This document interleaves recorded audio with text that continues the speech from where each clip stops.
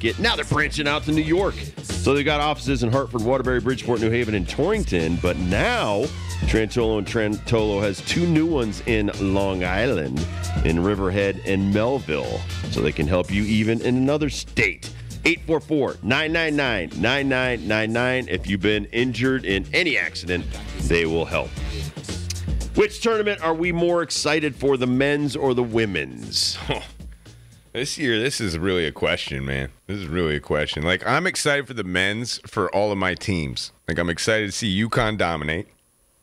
I want Indiana State to get in and have a run. Indiana State. Either Fairfield or Quinnipiac, which one of those wins. Trinity. The MAC.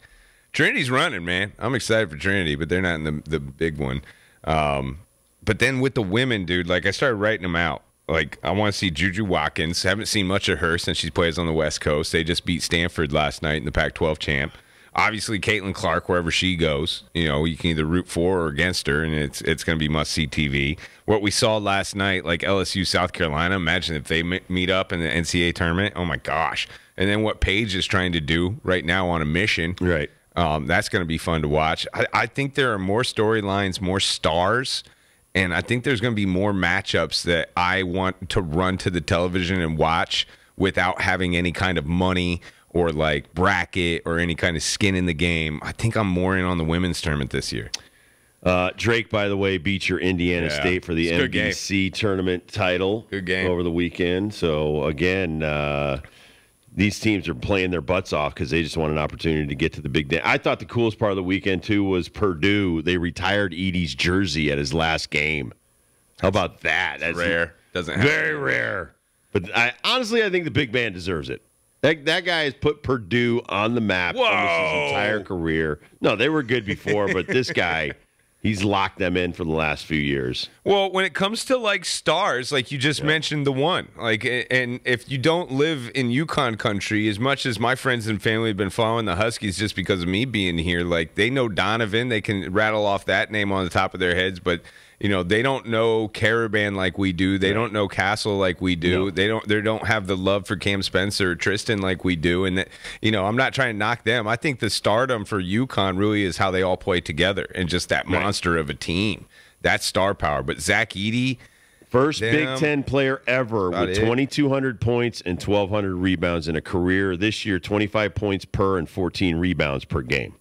And I think, like, a lot of their games, they're going to be watched because a lot of people want to see if the big man will go down. It's like Caitlin Clark. I mean, how could you – if this was Caitlin Clark's last game at Iowa, last senior day, boom, put her jersey up there. Who cares? You got to make her wait 10 years, 20 years, let her whole career wind down. I thought it was a nice touch. I did like John, you probably know the lady's name who got the honor at UFC. I don't know if you do or don't. She just got put in the Hall of Fame, and she's like the third person who's been in the Hall of Fame.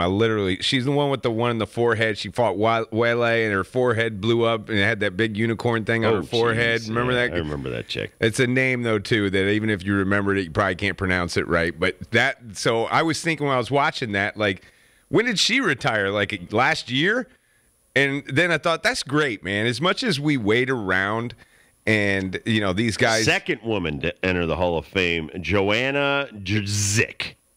I think you're wrong on the last name, but you're right on the first. That's a great effort. It's Jędrzejczyk. She is so much fun to watch. Well, she was when she was fighting. Yeah. The fight with Wele will go down in history as one that everyone remembers. But, like, she didn't retire. It wasn't 10 years ago that she was retiring. I think it was like 3 years ago. And I just love that because as much as we push these guys on, like, oh, maybe next year, and then they die. And like, oh, it's great to get them in posthumously. And I'm like, well, why'd you have to wait so long? Nothing worse than the MLB Hall of Fame with Buck O'Neil or even Ron Santo there's another one. For that. Unbelievable. When they F up. You guys want to do a women's bracket in the show? I'm fine with that. All right. Do everything. They're awesome, man. Women's basketball, they're just... I like the fisticuffs. I'm just different, man. It just shows the passion.